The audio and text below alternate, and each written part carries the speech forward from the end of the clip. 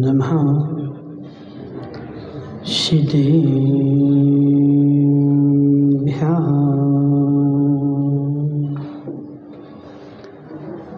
नमः श्रीवर्धमानाय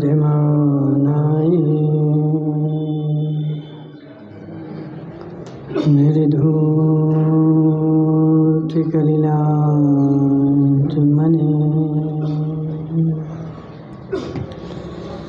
शालोकानां त्रिलोकानां विद्याधरपुराणके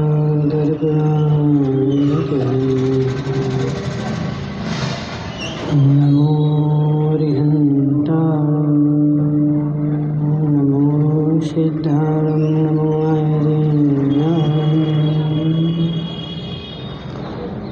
नमो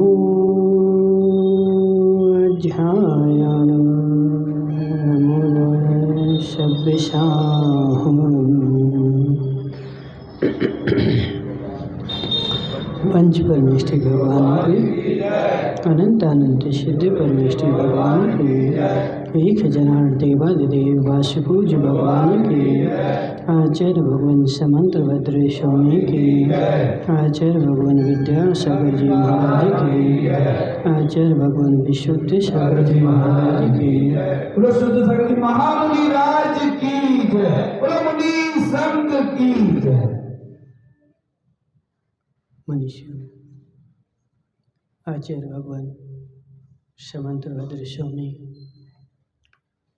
रत्नकर्ण शाप बाजार में समझा रहे हैं कि हे जीव, संसारी प्राणी जो है वह वास्तव में चाहता है मेरा कल्याण हो जाए, मेरा सुधार हो जाए, लेकिन बेचारा जीव सुधार करता नहीं है। यदि सुधार भी करता है तो बाहर से ही करता है। अंदर का सुधार आज तक इसने किया नहीं है और करना भी नहीं चाहता। मनसुख लाल जी कहता है, चाहता नहीं है, कहता है मेरा कल्याण हो जाए, मेरा कल्याण हो जाए, लेकिन हे जीव, आज तक तू अंदर से भावना बनाता कब है? मेरा अंदर से सुधार हो जाए ऐसा तू सोचता कब है? जब भी सोचता है और जब भी करता है तो मात्र बाहर से ही करता है और बाहर के लिए ही करता है। मात्र मेरा सब लोग अच्छा मुझे कह दें, इतना ही पुरुषार्थ करता है।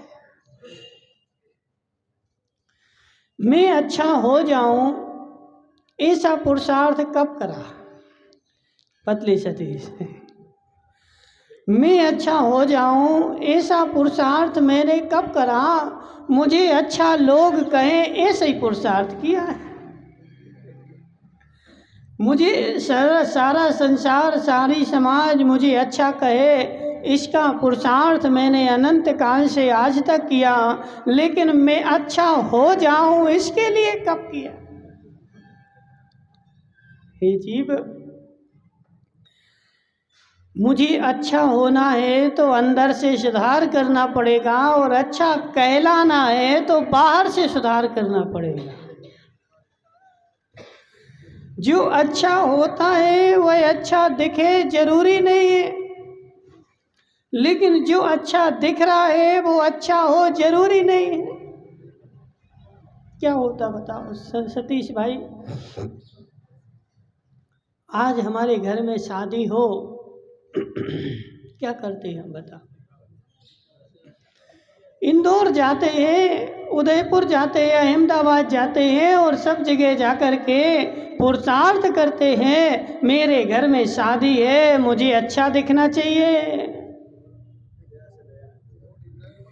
और अच्छे दिखने के लिए वहाँ से सामग्री भी लाते हैं, लेकिन कौन सी? अरविंद भाई, कौन सी? बिल्कुल अरविंद भाई, एकदम राजा बाबू।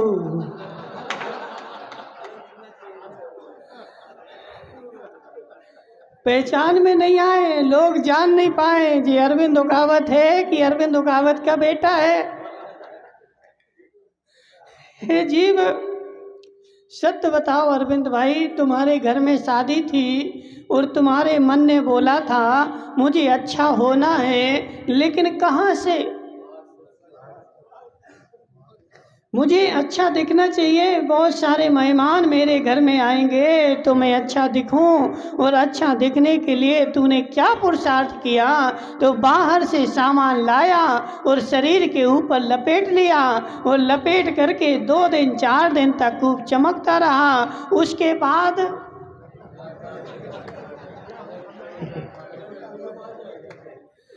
और वास्तव में देखो दृष्टि भी उतनी ही है। एक खराब कंपनी का माल लाते हैं और माल ले आकर के लगाते हैं, और दृष्टि इतनी रहती है कि ये कार्यक्रम निपट जाए, फिर भले खराब हो जाए कार्यक्रम। वास्तव में देखो अरविंद भाई, तुम अपने लिए कपड़े लाए थे, कहाँ से लाए थे? कहाँ? बाहर से, इंदौर से लाए थे। वो कपड़े कितने के थे? 200-500 रुपया के होंगे। 500 के थे? और ज़्यादा के थे? और ज़्यादा के थे। और जी तुम जी पहने हो जी कितने की है? तो जी कितने साल से पहन रहे? हे जीव, 10,000 उसने लगाए और 10,000 के कपड़े लाया, लेकिन वो चमक रहे थे। लेकिन इसकी दृष्टि मात्र इतनी थी, शादी में चमकते रहे, बाद में भले खराब हो जाएं, लेकिन शादी में चमक नहीं जानी चाहिए। 2 दिन 4 दिन चमक जाएं और मैं भी चमक जाऊं, और बाद में कुछ भी होता रहे, लेकिन जो तू सस्ते लाया था वो सालों साल पहन रहा है, उसकी चमक दिख नहीं रही है, लेकिन अंदर में चमक है।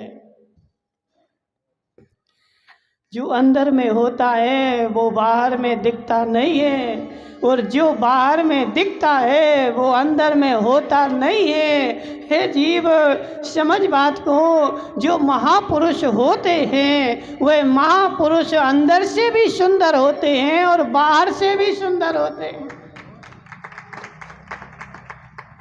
महापुरुषों का मन है जीव, ऐसा होता है कि अंदर भी वही और बाहर भी वही, दोनों तरफ से एक सा, और उनको बाहर से अलग से चपोरने की आवश्यकता नहीं पड़ती है। वह तीर्थंकर भगवान सतीश भाई झोला वाले तीर्थंकर भगवान जिस दिन जन्म लेते हैं उसी दिन उनके जन्म के साथ सौधर्मेंद्र आता है, और सौधर्मेंद्र आकर के उस बालक को सबसे पहला कोई दर्शन करता है तो वह सची इंद्राणी तीर्थंकर बालक की सर्वप्रथम दर्शन करती है। क्योंकि जब माता के गर्भ से होता, बोलो ना महाराज, कि जब माता के गर्भ से हुआ होगा तो माता को तो दर्द हुआ होगा, चिल्लाई होगी, और चिल्ला करके उसने मुंह देखा होगा। हे जीव, ये तीर्थंकर का चमत्कार है। जिस माता के गर्भ में रहते हैं उस माता को गर्भ में रहते हुए किंचित मात्र भी तकलीफ नहीं होती। इन माताओं को दूसरे महीने से क्या करना पड़ता? क्या करो? तो बेड रेस्ट करो। तीर्थंकर की माता सतीश भाई बेड रेस्ट नहीं करती। एक भी दिन माता को बेड रेस्ट नहीं करना पड़ता, और उन माता का पेट भी बाहर नहीं आता। माया मुंगाणियाँ पता है? नहीं पता। यहाँ तो गर्भ में आते हैं, शरीर में सूजन आ जाती है, चल नहीं पाते, सीढ़ियाँ नहीं चढ़ना, क्या करना? तो बेड रेस्ट करना। कितने महीने तक? तो 9 महीने तक। लेकिन तीर्थंकर बालक जब गर्भ में आता है उनकी माता को किंचित मात्र भी दुख नहीं होता है। वह गर्भ में कब आ गया, वो कब गर्भ से निकल के बाहर आ गया, किसी को पता ही नहीं होता। मात्र किसको पता होता है? तो अवधि ज्ञान से जब उनके उनके पिता जानते हैं तो उनको पता रहता है कि गर्भ में तीर्थंकर बालक आया है, लेकिन माता को किंचित मात्र भी तकलीफ नहीं, न चलने में, न फिरने में, न पेट बाहर आता है और ना किसी प्रकार का कुछ भी गंदगी भी नहीं, कुछ भी नहीं। माता के गर्भ में तीर्थंकर रहते हैं तो वहाँ भी वज्र का कोट बनाया जाता है। रहते भले गर्भ में, क्योंकि एक लोक की प्रक्रियाएं तो पूरी करनी पड़ती है, लेकिन गर्भ में तीर्थंकर रहते नहीं है। मात्र वहाँ माता के गर्भ का शोधन करके 56 कुमारियाँ आती हैं और माता के गर्भ का अंदर से शोधन करती हैं विद्या के द्वारा, और अंदर ही अंदर एक वज्र का कोट बना करके उस बालक को वहाँ रखती है और वह रखा रहता है, और 9 महीने बाद वह अपने आप बाहर आ जाता है। जब वह जन्म होता है,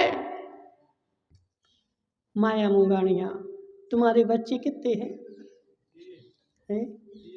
3 ही है बस। जब तुम्हारे बच्चे ने जन्म लिया था तो दर्द हुआ था, लेकिन तीर्थंकर सारे संसार के कल्याण की भावना भाते हैं। उस भावना के फलस्वरूप मेरा किसी भी जीव के प्रति मुझे दुख ना हो और मेरे द्वारा किसी को दुख ना हो और किसी के द्वारा मुझे दुख ना हो। राजू भाई, क्या इसको बोलते हैं दर्शन विशुद्धि भावना।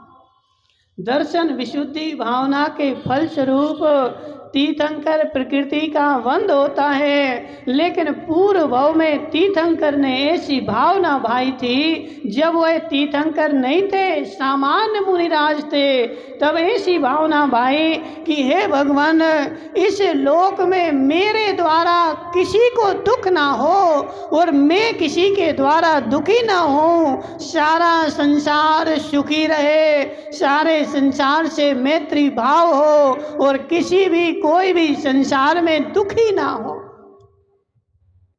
हम लोग भी बातें की नहीं? अनिल भाई बातें, महाराज बातें कितनी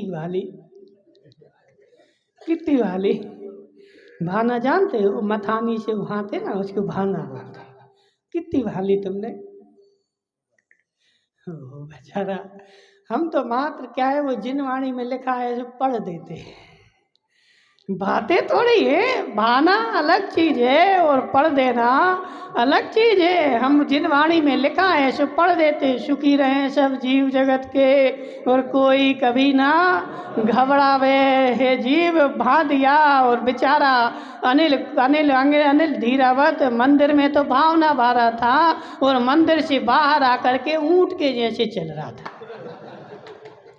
ऐसा ऊपर को देख कर। जीव मंदिर में तो बोल रहा था सुखी रहे सब जीव जगत के, और सैकड़ों चींटियां तूने जमीन में कुचर करके जा रहा है और सुखी रहने नहीं दे रहा है। और भावना भाई कहाँ है? यदि भावना भाई होती तो तेरे कदम सावधानी पूर्वक रखे जाते।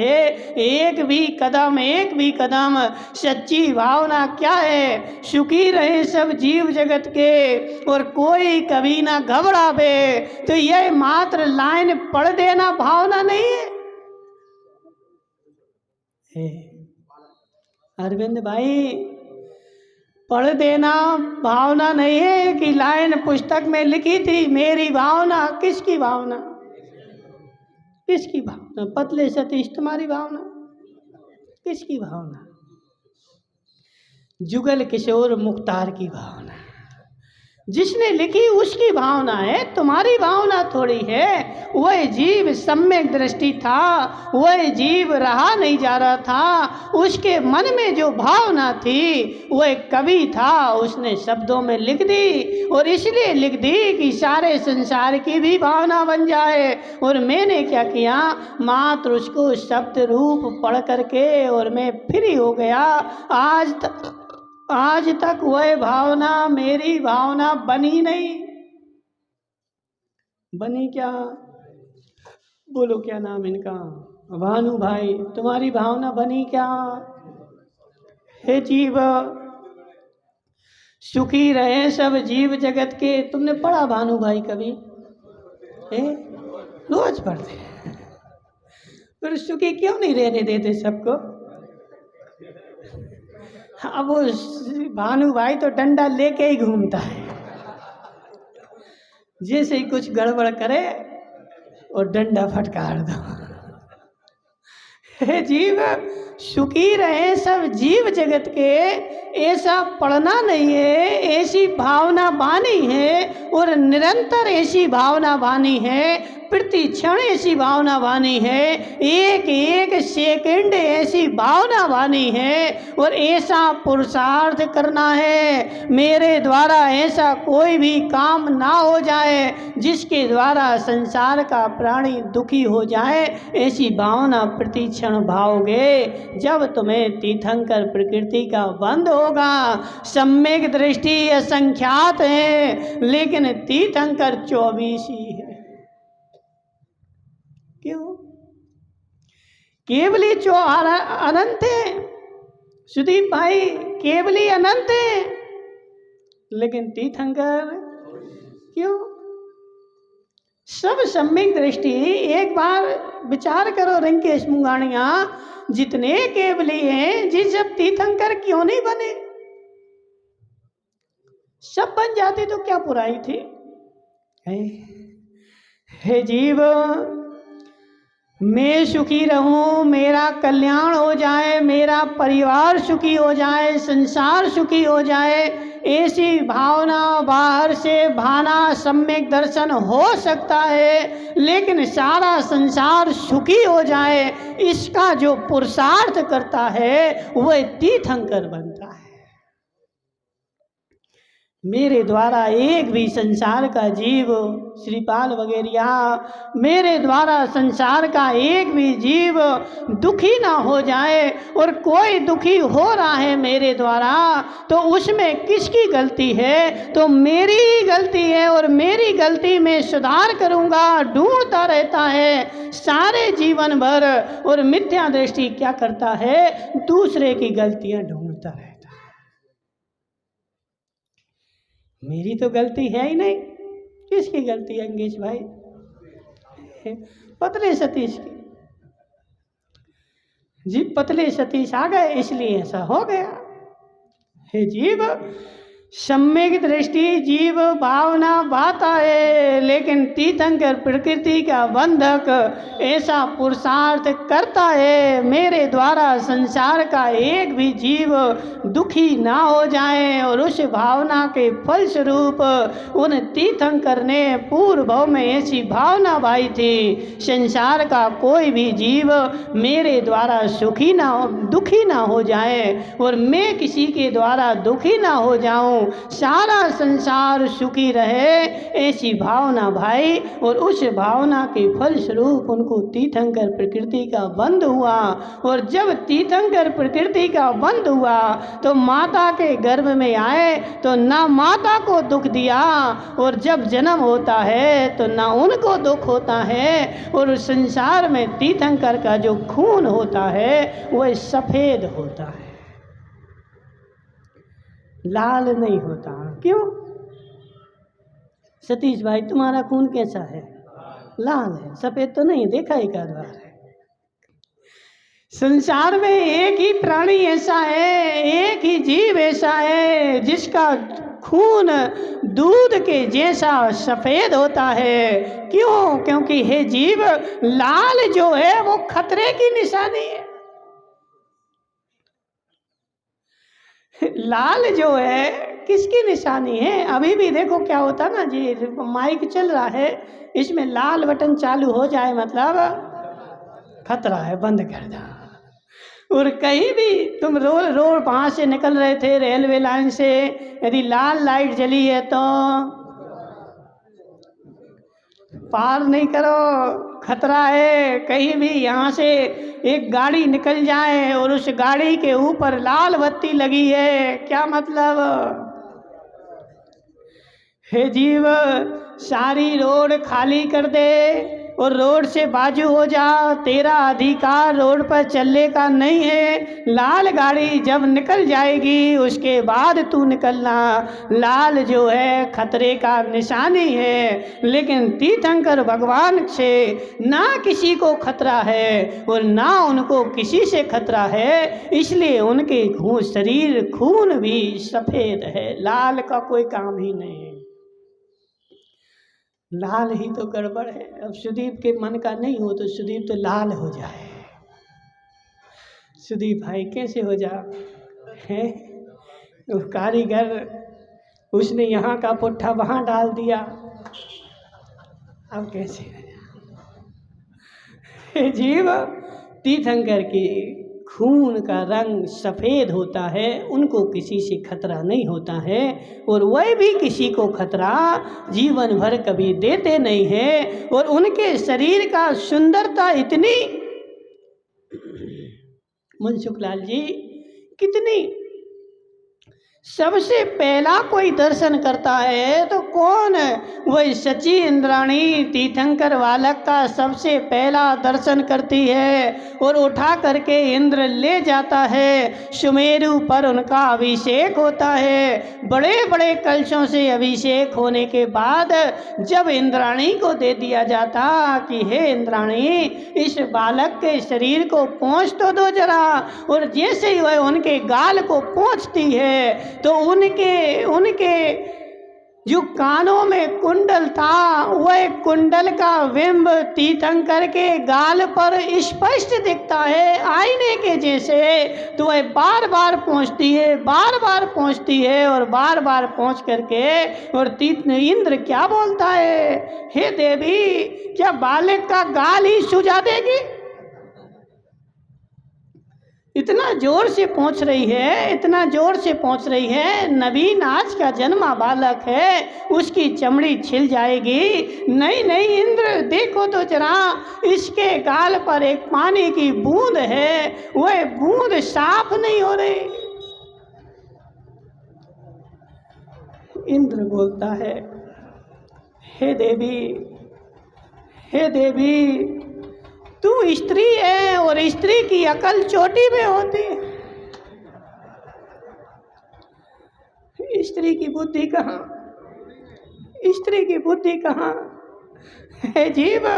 स्त्री की बुद्धि जो होती है वो चोटी में होती। हम नहीं बोल रहे, सौधर्मेंद्र अपनी इंद्राणी से बोल रहा है, भले तुम एक बहुतारी हो लेकिन स्त्री पर्याय में है और तेरी बुद्धि कहाँ है? तो तेरी बुद्धि चोटी में है। हे देवी देख जरा, उसके गाल की सुंदरता के कारण तेरे कान के झुमके का उस पर प्रतिबिंब पड़ा है, वो पानी की बूंद थोड़ी है।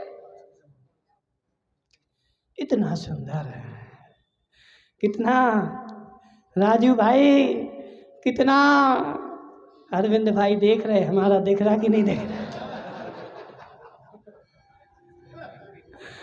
अरविंद भाई तुम्हारे में नहीं दिखेगा, कितना कुछ भी कर लो तुम्हारे में दिखने वाला नहीं है। वह तीर्थंकर बालक का इतना सुंदर रूप कि उनके गाल पर सामने वाले के चेहरा दिखता है, प्रतिबिंब पड़ता है, कांच के जैसा उनका सुंदर रूप, और सारे जीवन भर ऐसा रहता है। लेकिन वह अंदर से भी सुंदर और बाहर से भी सुंदर।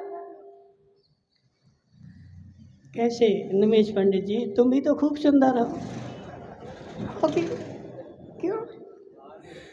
हे जीव, हे जीव, मेरे अंदर में और बाहर में भिन्नता है। मेरे अंदर में कुछ और है और बाहर में कुछ और है, और मेरी मानसिकता भी इतनी है। निमेश पंडित जी तो देखो अहंकार में फूला नहीं समाता।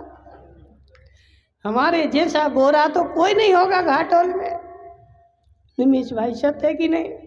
मैं तो बिल्कुल ऐसा लगता हूँ जैसे 16 साल का हूँ।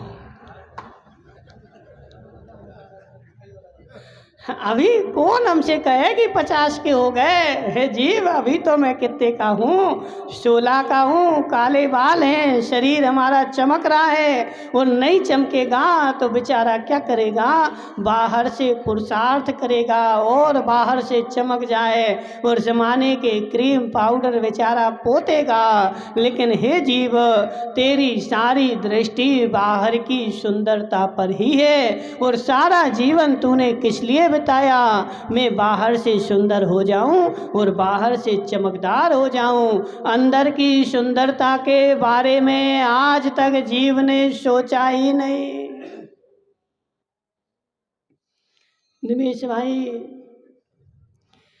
बाहर से सुंदर हो चाहे नहीं हो कोई अंतर नहीं पड़ता। अंदर से सुंदर हो जाए तो बाहर की सुंदरता कोई कार्यकारी नहीं है। और इस जीव ने सारा जीवन बेचारे ने बिता दिया, लगा दिया किसके लिए, तो बाहर से सुंदर होने के लिए, बाहर से चमकदार होने के लिए। लेकिन हे अंकेश पंडित जी, इन बाहर के चमकदार को देख करके आकर्षित मत होना, ठकाए जाओगे। सतीश भाई, तुम्हारी शादी हो गई, कहाँ करी तुमने? बागी दौरा देखने गए थे, देखने गए थे, क्या देखा था? क्या देखा था? हे जीव, क्या देखते हो? बाहर से सुंदर है कि नहीं, और बाहर की सुंदरता बेचारे देख करके ले आते हैं और बाहर की सुंदरता ले आके देख करके लाए और बाद में बेचारी भग गई और भगी तो बेचारा सारे जीवन भर रो रहा है। हे जीव, बाहर की सुंदरता नहीं देखनी है और बाहर की सुंदरता कार्यकारी नहीं है। सुंदरता कोई कार्यकारी है तो अंदर की सुंदरता हो तो बाहर की सुंदरता अपने आप मिलेगी। तीर्थंकर भगवान सर्वांग सुंदर। और आज तक मैंने अरविंद भाई अंदर की गंदगी को निकालने का पुरुषार्थ किया क्या? अनिल भाई, देखो अनिल भाई, तुम तो धर्मात्मा हो, हाँ ना, तो बोलो धर्मात्मा है। क्यों हो धर्मात्मा है? मैं तो देखो मनसुख लाल जी, इतने सारे धर्मात्मा बैठे और इतने सारे धर्मात्मा जी सब संतोष को प्राप्त हो गए। मैं जो हूँ धर्मात्मा हूँ और मुझे सब लोग धर्मात्मा कहते हैं। क्यों? क्योंकि मैं मंदिर जाता हूँ, भगवान का अभिषेक करता हूँ और पूजन पाठ करता हूँ, बस मैं हो गया धर्मात्मा। अब इससे ज़्यादा कुछ करने की आवश्यकता नहीं। बस श्रीपाद भाई, तुम कितने साल से पूजा कर रहे हैं? अभी से कितने साल से कर रहे हैं? 15 साल। मानवल जी, तुम्हें कितने हो गए? 15 साल हो गए। और कौन है ज़्यादा वाला? भानु भाई, तुम्हें कितने साल हो गए हैं?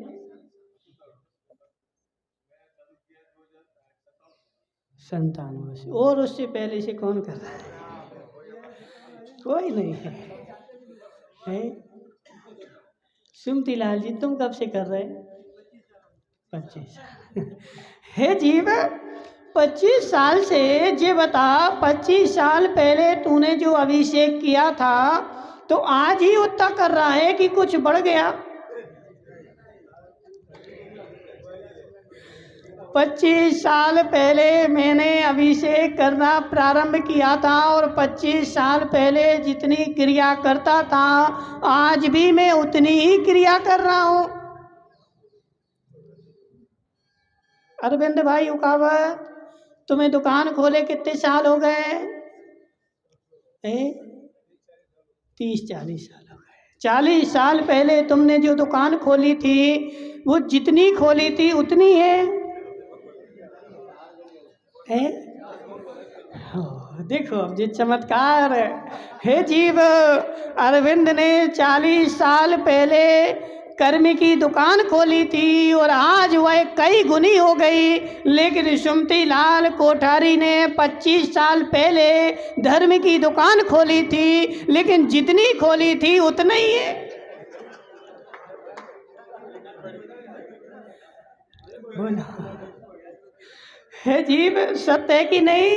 मैं और इनको तो और साल 30 साल हो गए भानु भाई को, और जितनी खोली थी उतनी की उतनी है। धर्म की दुकान किंचित मात्र भी नहीं बढ़ी और कर्म की दुकान कहाँ से कहाँ चली गई और अभी और बढ़ेगी, लेकिन धर्म की दुकान क्यों नहीं बढ़ रही? बोला लंकेश धीरावत, क्यों नहीं बढ़ रही?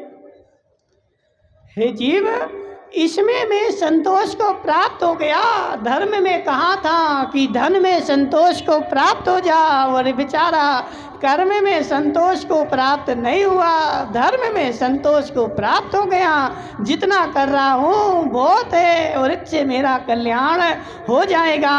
अब मुझे आगे करने की आवश्यकता नहीं है। लेकिन हे जीव, कर्म में संतोष क्यों नहीं आया?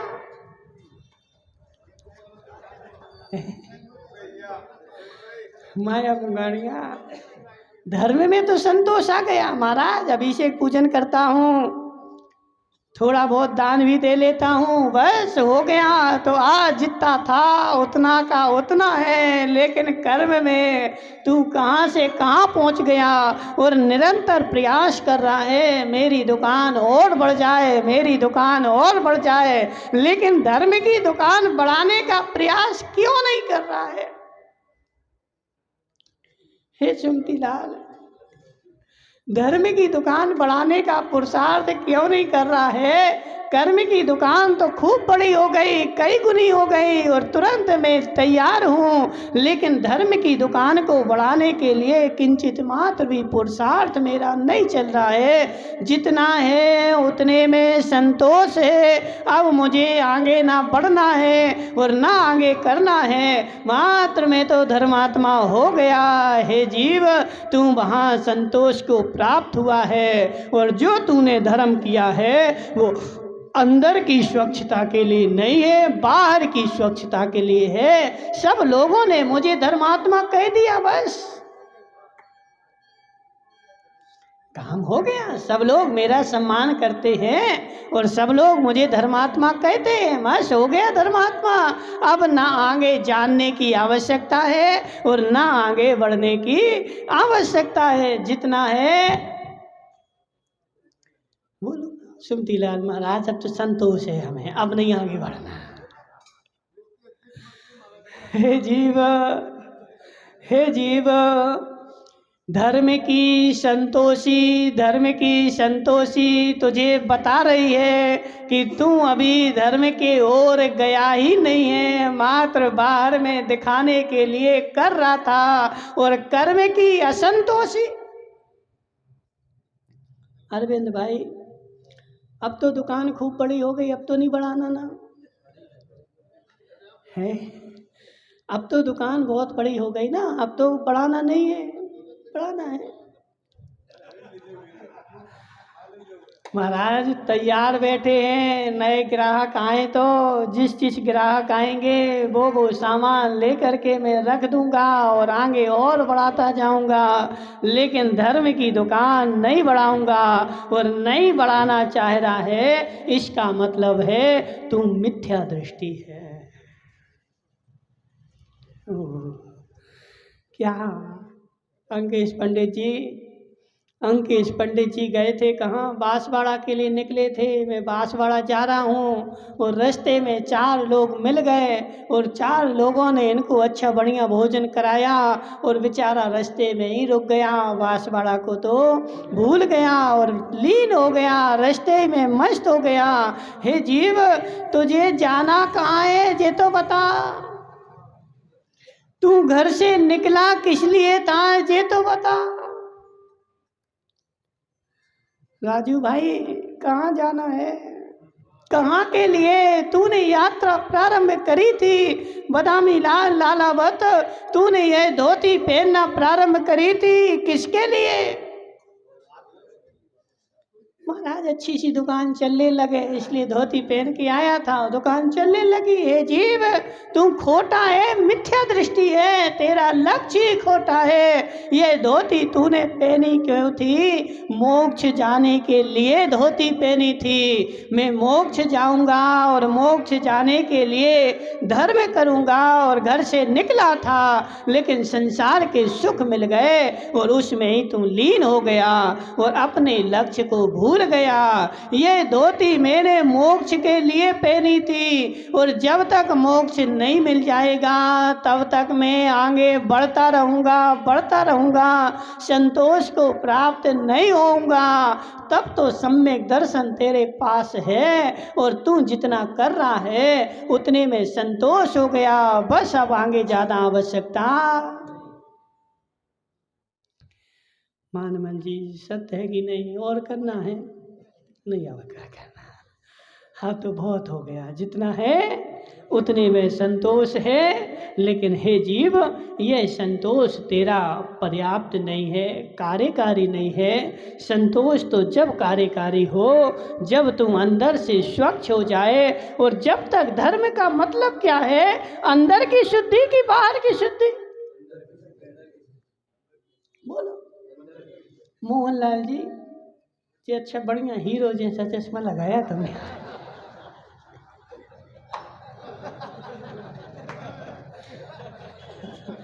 आज मोहनलाल तो देखो अक्षय कुमार लग रहे हैं।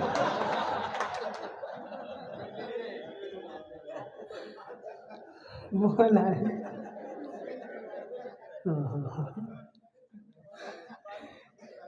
जीव आज नहा धो के आए कि ऐसे ही आ गए?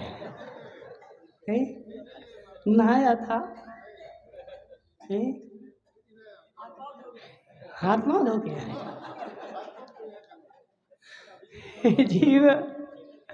हे जीव, बाहर की शुद्धि तेरी जल से हो सकती है, बाहर की शुद्धि तेरी साबुन से हो सकती है, लेकिन अंदर की शुद्धि जल से होती नहीं। इसलिए तो हमने बोला ना, अनादि काल से जग में स्वामिन जल से शुचिता को माना।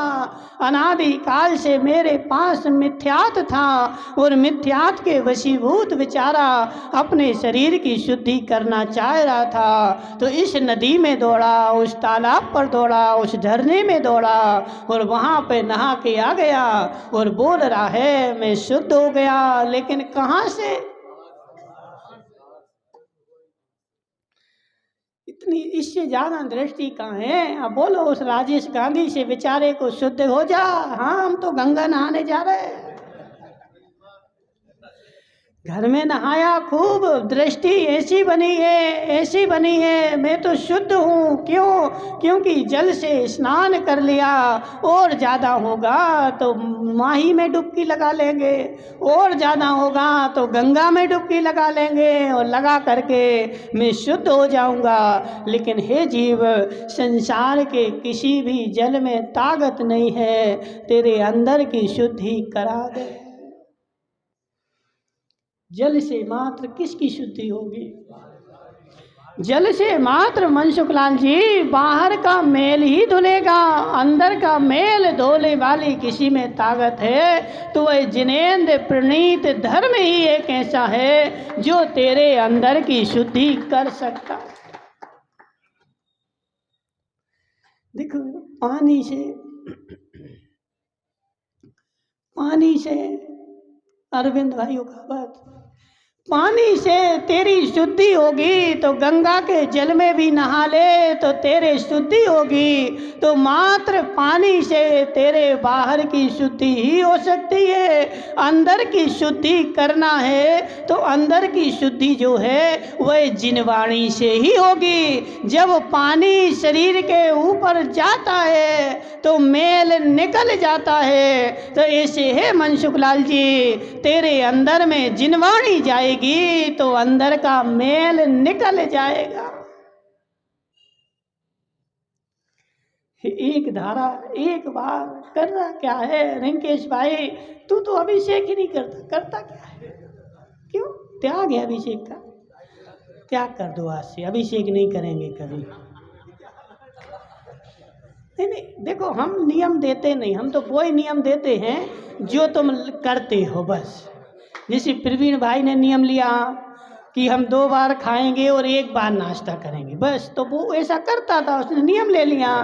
तो तुम भी आज से नियम ले लो कि हम अभिषेक जीवन में कभी करेंगे ही नहीं। हे जीव, अभिषेक तो करना पड़े, ठीक है, बाहर की शुद्धि करना पड़े, अभिषेक भी करना पड़े। इसलिए हे जीव, जल से एक धारा तूने लोटा भर करके घर में अभिषेक के लिए, अरविंद भाई उकावत, तूने पानी का लोटा भर के अपने ऊपर डाला और बाहर का मेल साफ किया। तो ऐसे मंदिर में आकर के एक जिनवाणी का लोटा भर के और अपने हृदय पर डाल और अंदर की शुद्धि कर। पानी के लोटे से बाहर की शुद्धि होगी और जिनवाणी में भरे लोटे से अंतरंग की शुद्धि होगी। और बहिरंग और अंतरंग दोनों शुद्ध हो जाए तो तू सिद्ध शिला पर बैठा मिलेगा। अब बेचारा श्रीपाल वगैरह तो देखो क्रीम पाउडर लगा लगा कर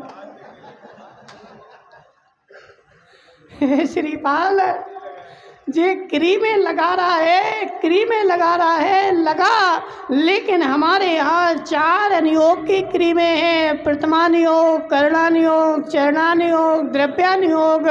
जैसे बाहर से फेयर एंड लवली लगा के चमक जाता है, ऐसे इन 4 अनुयोगों की क्रीम अपनी आत्मा पे लगा। उसमें काल कर्मों की कलुषता लगी हुई है और वह किससे ठीक होगी? तो यह 4 अनुयोग की क्रीमों से ही ठीक होगी। जिनवाणी के जल से धुलेगा तो तू धुल करके साफ हो जाएगा। और पानी से मात्र शुद्धि मेरी दृष्टि ही नहीं है।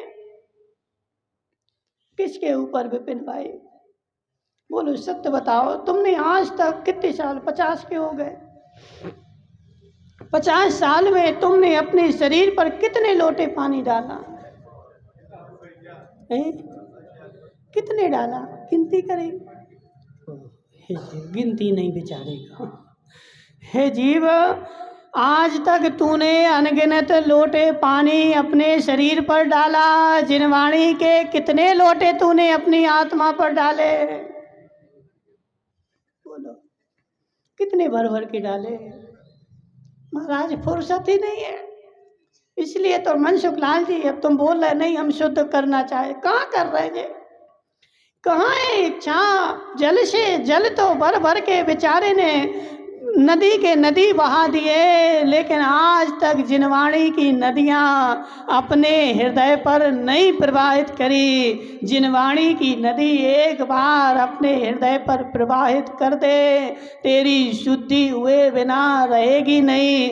कर्म का मल तेरा सारा धुल जाएगा। इसलिए शरीर के मल को धोने की आवश्यकता नहीं है।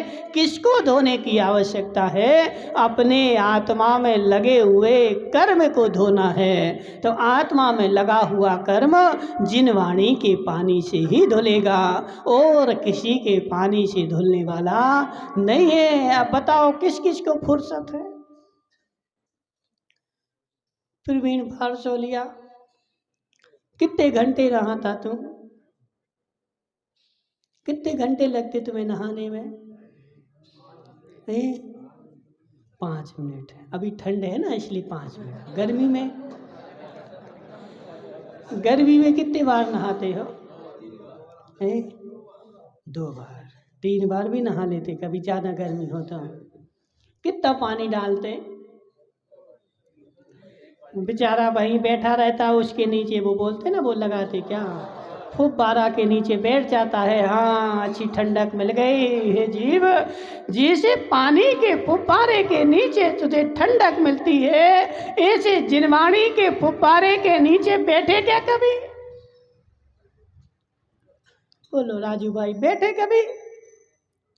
जिनवाणी के फुब्बारे के नीचे बैठ, समय हो गया है जीव, जिनवाणी का पानी अपने हृदय पर डाले बिना आज तक किसी के अंतरंग की शुद्धि हुई नहीं। यह बाहर का पानी बाहर की ही शुद्धि कर पाएगा और जिनवाणी का पानी अंतरंग की शुद्धि करेगा।